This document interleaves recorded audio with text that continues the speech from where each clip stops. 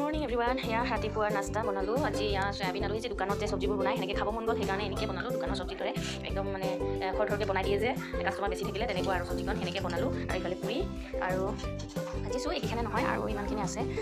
দেউতা মই বাবু যিহেতু আমি তিনিজনে খাম, এনেকৈ ইয়াত ৰেডি কৰি ল'লোঁ। আৰু ইফালে চব্জিখন অকণমান সৰহকৈ বনাইছোঁ। এনেকুৱা মানে কেতিয়াবা এনেকৈ দোকানৰ দৰে চব্জি খাব মন যায়, সেইকাৰণে ইয়াত এনেকৈ বনালোঁ। আজি খাম আৰু ধুনীয়াকৈ।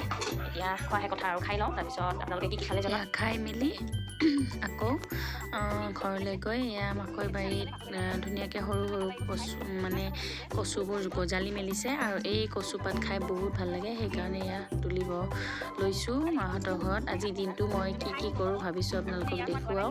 খাই আহিহে মাহঁতৰ ঘৰত আহিলোঁ, ৰাতিপুৱা নাস্তাখিনি কৰি মানে জিভাত লাগি গ'ল ইয়াৰ সোৱাদটো, সেইকাৰণে খাই বহুত ভাল লাগে। সেইকাৰণে আৰু কচুবিলাক গজালি মেলিছে সৰু লৈ যাওঁ, এইবিলাক খাই বহুত টেষ্টি। কোনে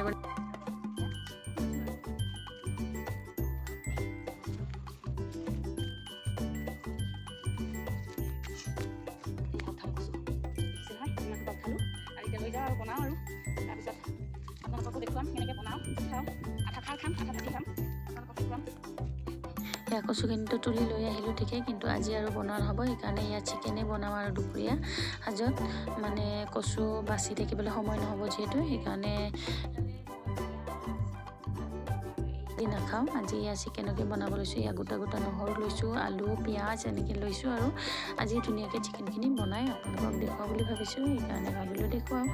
আৰু এয়া আপোনালোকেতো জানেই বনাব, তথাপিও ভাবিলোঁ আৰু দেখুৱাওঁ, সেইকাৰণে লৈ লৈছোঁ।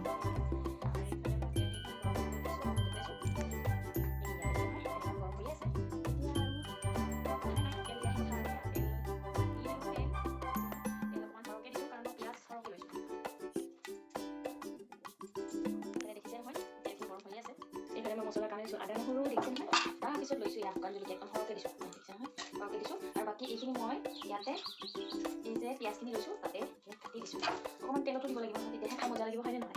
আৰু এইফালে মই ইয়াত জিৰা, এইখিনি কিন্তু ধুই মেলি শুকাই থৈ দিয়া জিৰা দেই। এয়া এইটো তৰা ফুল এটা আছে, ইয়াতে দি দিলোঁ। তাৰপিছত দিলোঁ ইলাচি, দিছোঁ আৰু দালচিনি মই পিচি দিলে মোৰ গোন্ধটো মানে ভাল নালাগে। মানুহে গৰম মছলা দিয়ে থাকে, মোৰ কিন্তু ভাল নালাগে, সেইকাৰণে মই এইখিনি এই তেলটো যে গৰম হ'ব দিছোঁ তাতে দি দিলোঁ। দেখিছে নহয়, তেলত এতিয়া মছলাখিনিতে দি দিছোঁ। দালচিনিখিনি মই জালুক কেইটামান দিছোঁ। ৰেডি। ইয়াতে আৰু একো নিদিওঁ, মই বিলাহী মই কাটিয়ে দিম আজি, বিলাহীখিনিৰ কাৰণে পেষ্ট কৰি নলওঁ। এতিয়া মই এইখিলে মানে তেজপাত এইখিনি খাই মেলি দি দিলোঁ।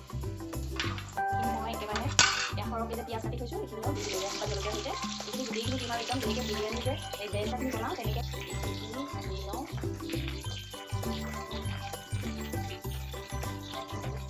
এই যে গোটা নহৰুখিনি এইখিনিও দি দিলোঁ।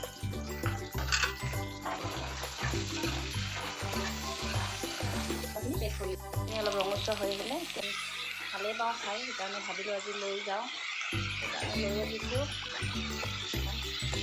ধুনীয়াকৈ বনাম আৰু ইয়াক ল'ৰাৰ কাৰণে লেগ পিচ সৰুকৈ লৈ আহিছোঁ, কাৰণ বেছি ডাঙৰ হৈ থাকিলে মানে খাব নোৱাৰে। খাবলৈ পাইছোঁ মজা লাগে, তেনেকৈতো কণী মাৰি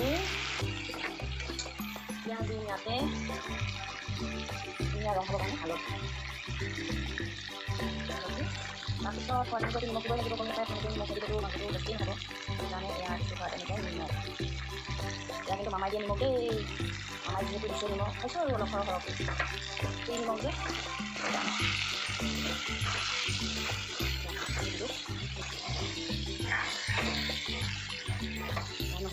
নহৰুবিলাক দেখিছে নহয়, ধুনীয়া হৈছে। এইবিলাক খাই যদি মজা হ'ব নহয়, এতিয়া হয়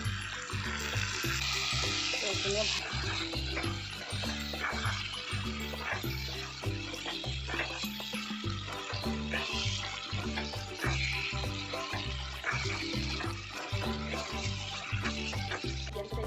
একদম ডাঙৰ ডাঙৰ কাটি দিছোঁ। আলুখিনি আৰু অলপ ভালকৈ মিক্স কৰি লওঁ, আলুখিনি চব ভালকৈ সোমাই যায়, মজা লাগিব খাই।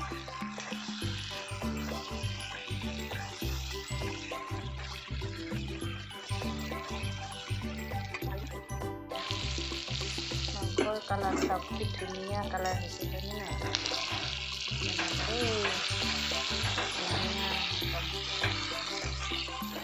কৰাকৈ ভাজি ল'লেহে মাংস খোৱা যেন লাগে, হয়নে নহয়? বনাব ধুনীয়াকৈ ভাজি আহিলে মাংসখিনি নহয়। এতিয়া মেইন বস্তু হৈছে মোৰ কাৰণে বিলাহীটো মোৰ খাই বহুত ভাল লাগে, সেইকাৰণে ইয়াত দি দিলোঁ বিলাহী। তাৰপিছত কেঁচা জলকীয়া নহয় শুকান জলকীয়াহে দিছিলোঁ, সেইকাৰণে ইয়াত কেঁচা জলকীয়া দি দিলোঁ। তাৰপিছত সেইদিনা যে বজাৰৰ পৰা লৈ আহিছিলোঁ পুদিনা, দেখিছে নহয়, পুদিনা দি দিলোঁ অকণমান, এতিয়া দি দিলোঁ আৰু অকণমান নমোৱাৰ আগে আগে দি দিম, মজা লাগে খাই। মোৰ পুদিনাৰ গোন্ধটো যে বিৰাট ভাল লাগে আৰু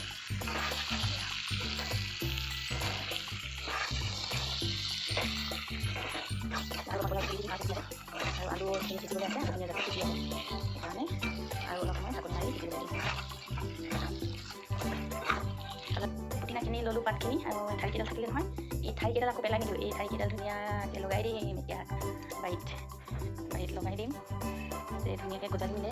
এই টাবটো যে আছে, টাবটোতো এইখিনিতে লগাই থৈ দিওঁচোন, ওলাই যদি ওলাব ইয়াতে।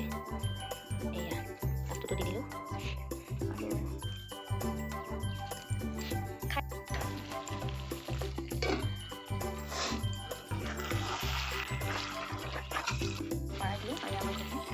আৰু সিজি আহিলে, আলু সিজি আহিলে, এতিয়া এয়া মছলা দিয়া বাকীটোতে পানী লৈ এয়া জোলৰ পৰিমাণ হিচাপে পানী দি দিলোঁ। এতিয়া উতলি আহিলে আমাৰ মাংস ধুনীয়াকৈ ৰেডি হৈ যাব, দেখিছে নহয়। মাংসখিনি অলপ উতলি আহক ভালকৈ। এতিয়া যিখিনি পুদিনা কাটি থৈ দিছিলোঁ এইখিনি দি দিলোঁ।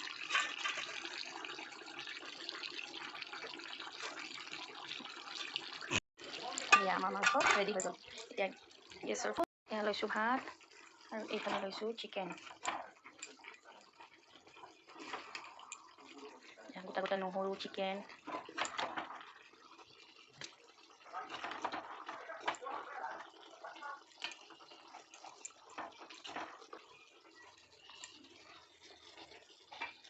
এয়া আজি আমাৰ থালিখন এনেকৈ ৰেডি, দেখিছে ধুনীয়াকৈ থালিখন ৰেডি হৈ গ'ল, দেখিছে নহয়। একদম পুদিনা মাংসই কি ধুনীয়া লাগিছে কালাৰটো, হয়নে নহয় জনাবচোন। এয়া চাওক, আজি এনেকৈ খাওঁ আৰু বাতি চাতি লোৱা নাই। আৰু আজি ভিডিঅ'টো ইমানেই ভাল লাগিলে লাইক কমেণ্ট শ্বেয়াৰ কৰি